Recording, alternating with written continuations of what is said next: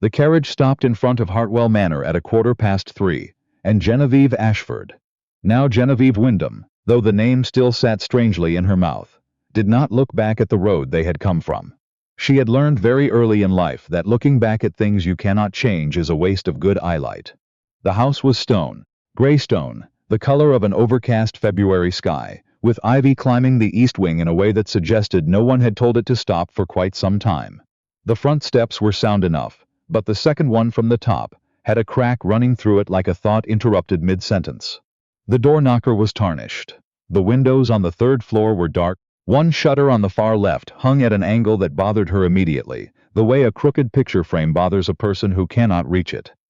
Genevieve stood there for a moment, with her trunk beside her, and the coachman already turning the horses around. She had been married 6 hours ago. Her husband had not come with her. The arrangement had been explained to her, in her father's study, 3 months prior, in the careful, apologetic tone her father used when he had already decided something and was only now informing her of it. Edmund Ashford was not a cruel man. He simply believed that the world operated according to certain necessities, and that it was better to name those necessities plainly than to dress them up in sentiment. The Wyndhams are in debt, he had said, folding his hands on the desk. Not publicly.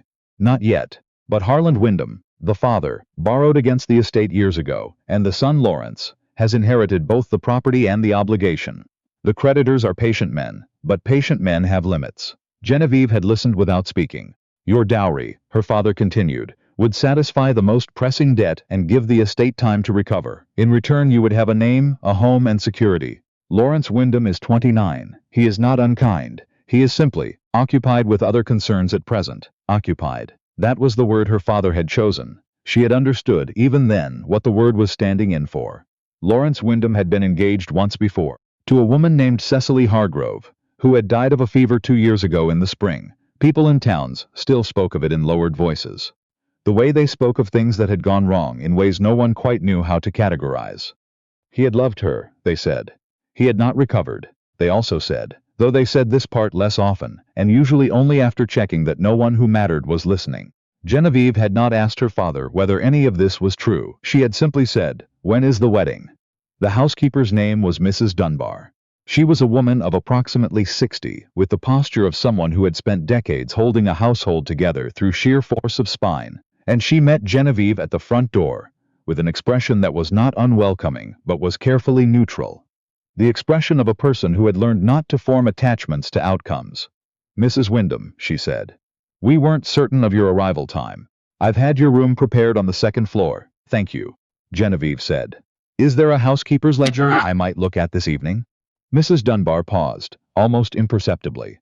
"I beg your pardon? The household accounts, expenditures, staff wages, maintenance records. I'd like to understand what the house is working with before I make any decisions." There was a brief silence in which Mrs. Dunbar appeared to be reassessing the person standing in front of her. "Of course," she said finally. "I'll have them brought to your sitting room." What Mrs. Dunbar did not say, but what Genevieve understood perfectly from the slight hesitation, was that no one had asked to see those ledgers in a very long time. The room was clean, that much was certain. Mrs. Dunbar kept a clean house with a staff of 4, which was, Genevieve calculated within the first 20 minutes, approximately half of what a property this size required. The kitchen garden had gone wild along the eastern border. The linens in the guest room smelled of damp because the windows had not been opened in months. The clock in the front hall ran 6 minutes fast, which suggested no one had wound it properly since winter, because it had simply drifted and no one had corrected it. These were not catastrophes. They were symptoms. She sat at the small writing desk in her room that evening with the ledger. Mrs. Dunbar had brought her and a candle set to one side, and began reading from the beginning. By the time the candle had burned down 2 inches, she had found the first irregularity. A management fee, paid quarterly, to a firm called Pennick and Graves. The amount was not enormous. It was the kind of amount that would not immediately raise an alarm, just large enough to be legitimate seeming, just small enough to avoid scrutiny. But it had been paid consistently for 11 years, and there was no corresponding record of any service rendered, no contract attached, no correspondence referencing what Pennick and Graves actually did for the Wyndham estate. Genevieve pulled a fresh sheet of paper from the desk drawer and wrote the name down. Then she turned to the next page and kept reading. Lawrence Wyndham arrived at Hartwell Manor 12 days after his wife did. He came in the late afternoon, when the light was going orange through the west-facing windows, and Genevieve was in the garden directing the groundskeeper, a quiet young man named George, who had been the only outdoor staff left on the property, on which section of the kitchen garden to clear first. She heard the carriage and did not immediately go inside. She finished her conversation with George. She noted which row of beds would yield the best return, if planted with root vegetables in the next 2 weeks. She made a mental note to ask Mrs. Dunbar about the state of the seed stores. Then she went inside. Lawrence was standing in the front hall with his coat still on and his hat in his hand, looking at the house the way a person looks at something they expected to feel more strongly about. He was tall, with dark hair that needed cutting and the particular pallor of someone who had not slept well in a long time. His eyes, when they found her, were gray-green, and they registered her presence the way a man registers the weather, noting it, filing it, moving on. "Mrs. Wyndham," he said. "Mr. Wyndham," she replied. There was a pause in which neither of them pretended it wasn't there. "I trust the journey was tolerable," he said. "Quite," she said. "I've been meaning to ask, do you have any documents relating to a firm called Pennick & Graves? Management consultants, based in Boston. They've been receiving quarterly payments from the estate account for over a decade." He looked at her for a moment with an expression she couldn't immediately classify. "I don't recall the name," he said. "I thought you might not," she said, not unkindly. "I've written to the address listed in the ledger. I'm waiting to hear back." He was quiet for another moment, then, "You've been reviewing the ledgers?" "Yes." "Since when?" "Since the evening I arrived." Something shifted in his face then.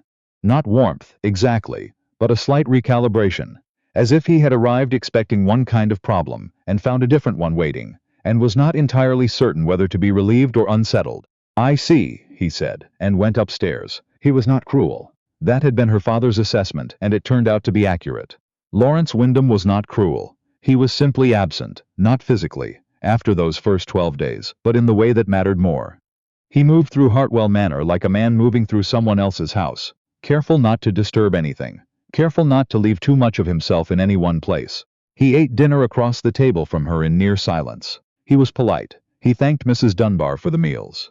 He responded to Genevieve's questions when she asked them directly, and he asked none of his own. She did not take it personally. She had read enough about grief to recognize its particular architecture, the way it insulates a person, the way it makes the present feel like a room with no furniture, something to pass through rather than inhabit. What she noticed, instead, was the estate. The estate was bleeding. It was not the ordinary bleeding of neglect, though there was some of that. It was something more deliberate. She had now written to Pennick & Graves twice, and received no reply. She had found, buried in the records from 8 years ago, a letter referencing a meeting with the firm's principal, a man named Aldous Graves, regarding management of the Wyndham agricultural interests in Hampshire. But there were no agricultural interests in Hampshire. There had never been. She wrote to the county land records office in Hampshire to confirm. While she waited, she attended to the things she could control. She worked with Mrs. Dunbar to reorganize the household expenditures, identifying 3 areas where they were overpaying by significant margins. She hired 2 additional maids from the village, young women who needed work and were grateful for it, and negotiated their wages herself. She arranged for the cracked step to be repaired, and the shutter on the 3rd floor to be rehung. She opened the windows in the guest rooms to let the damp out. She did not ask Lawrence's permission for any of this. Not because she was defiant. Because when she had brought the household expenditure summary to him one evening and set it on the table beside his coffee cup, he had looked at it for a long moment and then said, "You seem to have this well in hand," and gone back to his book. She had taken that as delegation. The reply from Hampshire came on a Thursday 6 weeks after her arrival. There were no Wyndham agricultural interests in Hampshire. There had never been. The county records showed no land registered to the Wyndham family name, no tenancy agreements, no estate holdings of any kind. Genevieve sat with this letter for a long time. Then she went to find Lawrence. He was in the library. He was often in the library in the evenings, reading or appearing to read. She had noticed that he sometimes sat for long periods with his book open to the same page. She knocked on the open door and he looked up. "I need to show you something," she said. He closed the book. She set the Hampshire letter on the desk in front of him, and beside it, the copies she had made of the Pennick & Graves payment records, and beside those, a summary she had written herself in her careful, precise hand. The total amount paid to this firm over 11 years, the absence of any record of services rendered, the false reference to Hampshire properties that did not exist. He read it all. He read it slowly and thoroughly, which she had not quite expected. When he finished, he set the papers down and looked at the wall for a moment. "My father arranged this," he said. "It was not a question." "I believe so. Yes, and they've been taking money, consistently for 11 years. He was quiet for a long time. Outside, the wind moved through the garden, and somewhere in the house, a clock struck 9, the front hall clock, which she had reset properly 2 weeks ago. "Do you know how much remains in the estate accounts?" he asked. "Enough," she said.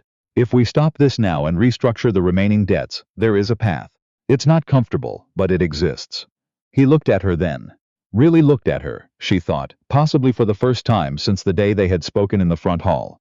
There was something in his expression she did not have a name for yet. Not gratitude exactly. Something more complicated and less certain. "How long have you known this?" he asked. "I suspected within the first week. I've been building the documentation since then. Why didn't you tell me sooner?" She considered the question honestly.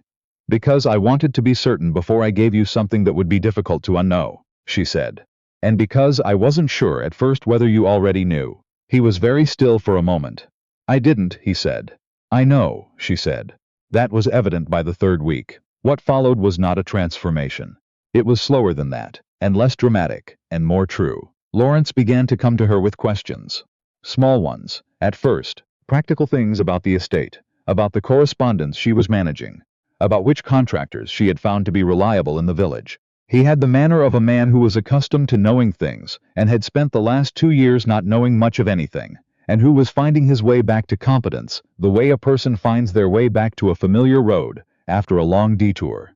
She answered his questions. She did not soften the difficult parts of the answers, but she did not elaborate on them unnecessarily either. She gave him the information he needed and let him do what he would with it.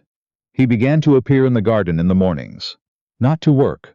At first he simply walked, with his hands in his pockets, along the paths that George had cleared. Sometimes he stopped to look at what was growing. She did not comment on this. She simply noted it. One morning in early October, he stopped near the section of the garden she had been most focused on restoring, a walled enclosure that had been completely overgrown when she arrived, and was now showing the first signs of real recovery, green things coming up through the cleared soil with the stubborn optimism of things that had been waiting for someone to give them room. "My mother planted this section," he said. Genevieve looked up from where she was working. "She grew up on a farm in Vermont," he continued, still looking at the garden rather than at her. "She used to say that a garden is a record of everyone who ever tended it." He paused. "I haven't been out here in 2 years." She didn't say anything for a moment. Then, the lavender came back on its own, along the south wall. "It's quite robust." He looked at her then, and something in his face had shifted in a way she was only beginning to recognize. A relaxation, a slight softening of something that had been held very tight for a very long time. "I can see that," he said. The matter of Pennock and Graves resolved itself in November, and not quietly. The letters Genevieve had sent to the firm's registered address, to the Massachusetts Registry of Business Entities, to 2 attorneys she had identified through her father's professional network, had gathered into something with real weight behind it.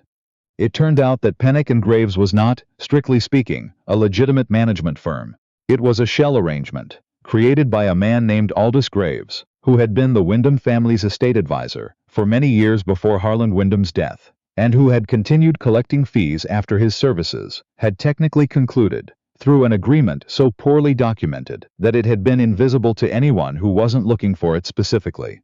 What Genevieve had been, was specifically, the attorneys she had engaged filed the necessary complaints. Aldous Graves, who was by that point an elderly man living comfortably in Providence on money that was not precisely his, found himself faced with a demand for full accounting and restitution that he could not easily dismiss. Lawrence was with her the morning the attorneys sent their preliminary report. He read it at the breakfast table, which was where they now often read correspondence together, not because they had formalized this arrangement, but because it had simply become the habit of the house, the way things become habits when people share a space with enough attention to each other to notice what works. He set the report down.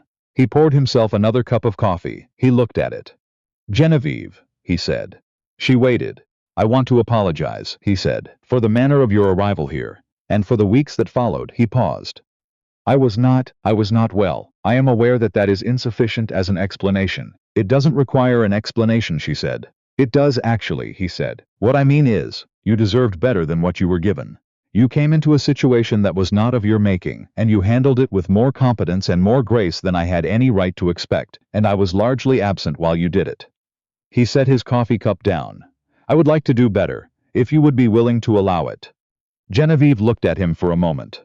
She thought about the carriage ride on the day they had married, her father standing in the road watching her go, with the expression of a man who hoped he had done the right thing and was not entirely sure. She thought about the front steps with the cracked stone, and the ledger open on her desk by candlelight, and the letter from Hampshire, and the garden that had been waiting under all that overgrowth for someone to clear the way. I am willing to allow it, she said, and she meant it without reservation, which surprised her slightly. Not that she meant it, but how simply and completely she meant it, without any of the careful hedging she had expected to require. The following spring, the kitchen garden produced more than the house could use, and Mrs. Dunbar began sending baskets to 3 families in the village who needed them. The walled enclosure bloomed in a way that suggested it had been holding its breath for years, and had finally been given permission to exhale. Lawrence, who had started spending 2 or 3 mornings a week out there with George, grew muddy in a way that seemed to be doing him good. One afternoon in April, Genevieve was at her desk, working through a set of correspondence, when Lawrence came in from the garden with soil on his hands and a look on his face that she had come to recognize. The look of a man who was thinking clearly and had something to say.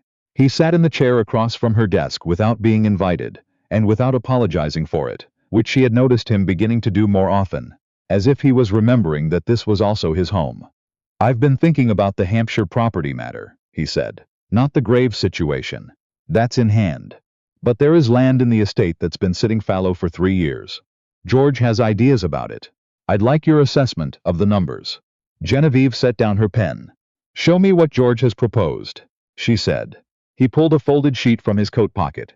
She noticed it was already marked up in his handwriting, with questions and observations in the margins, and set it on her desk. She picked it up and began to read. Outside, the lavender along the south wall was green and vigorous, and entirely sure of itself. The clock in the front hall kept perfect time.